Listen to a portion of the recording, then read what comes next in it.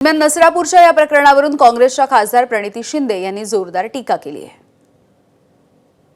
तो नराधम आहे, तो अजूनही त्याला सजा आणि शिक्षा झाली नाही आहे। शक्ती कायदा लागू केला असता तर 15 दिवसात त्याला खरं तर फाशी झाली पाहिजे, ही आमची मागणी आहे।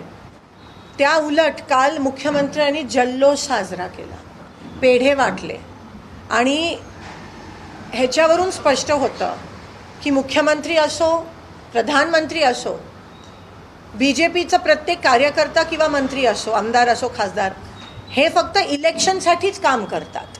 काही माणुसकीच राहिली नाही आहे ह्या महाराष्ट्राच्या मुख्यमंत्र्यांमध्ये, असं मला कुठेतरी वाटतंय। आणि म्हणून त्यांनी नैतिक जबाबदारी स्वीकारून राजीनामा त्या ठिकाणी दिला पाहिजे। एबीपी माझा, उघडा डोळे बघा नीट।